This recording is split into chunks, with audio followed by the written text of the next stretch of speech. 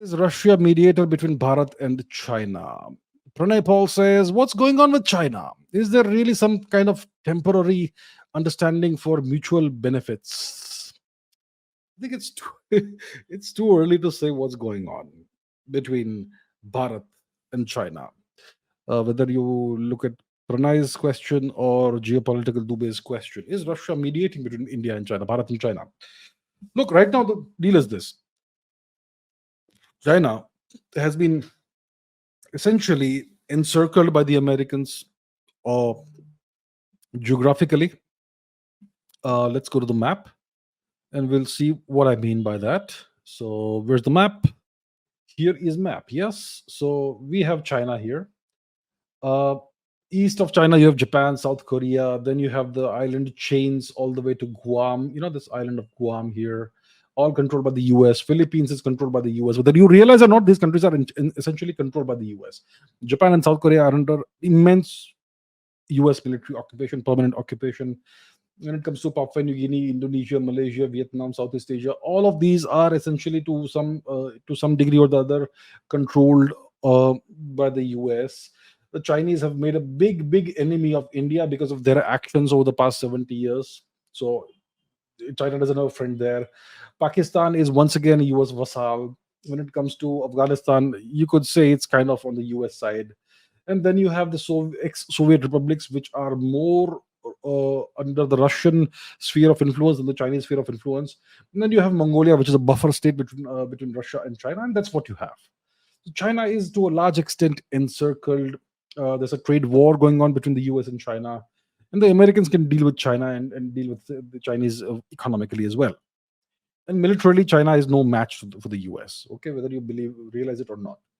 So China is under strife. Bangladesh, they were trying to woo Bangladesh. Bangladesh is gone. It's now a newly minted US vassal state. And then you have Burma, which is torn in a tremendous civil war right now, which is kind of a proxy war between the United States and its puppet forces and the various other factions, which essentially are the erstwhile or whatever exists or remains of the Burmese government, which historically has been pro-China. So that's the deal. So China cannot, and China is really feeling the heat right now, and so is India. So is India. We have two newly minted vassal states on both sides, on east and west, Pakistan and East Pakistan.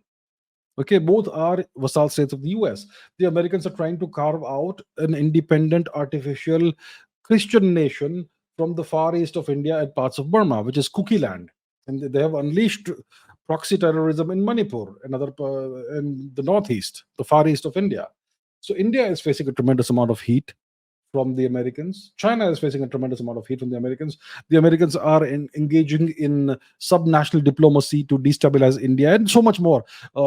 Industrial scale Christian conversions in various parts of India, all kinds of destabilizing activities. The Americans are making it very clear to India that we are not your friends. They're making it very clear to India. The Chinese have known this for a very long time. The Russians are essentially engaged in a proxy war against NATO, which they had no choice but to start. Uh, so India, Russia, China uh, are on the receiving end of the US empire's actions. So does it make sense for India and China to come together? I mean, if India and China have to come together, the onus is on China to prove that they are trustworthy. Because all the bad blood that exists between India and China is entirely because of China. India has not been the aggressor or the provocator in any of these cases. China claims Indian territory. India doesn't claim Chinese territory.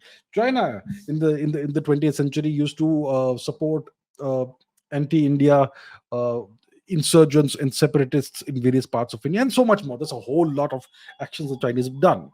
So if things are to be normalized, the onus is on China. Let me repeat this: if the Chinese want things to get better between India and China, because it makes sense, then the onus is on you, my friends. You've got to prove to India that you can be trusted. And we're going to take it one small step at a time. And let's see. Maybe we can do a pilot project somewhere in the neighborhood. Yes, our Chinese friends. Maybe we can do a pilot project somewhere in our mutual neighborhood and see if we can work together to a certain extent and to see whether we are reliable partners in a small project. Not a very small project, but not a very large project either. Somewhere in our mutual neighborhood. That's what in Bharat and China should do. Is Russia mediating? We don't know. I mean, if they are mediating, they will. It's not going to be publicized. Whatever real diplomacy happens, always happens behind closed doors. But let me tell you this: it makes eminent sense for RIC to happen. Russia, India, China, and the only obstacle when it comes to RIC is China's behavior. So the onus is on China. But it makes sense for the three nations to kind of come together. China shouldn't feel threatened by India. India has never been a threat to China. China has been a threat to all its neighbors. China needs to mend its ways. China needs to take several steps, many extra miles, walk many extra miles to demonstrate to nations like India that we can take it seriously and kind of trust it. Because in the past, they have been tremendously duplicitous.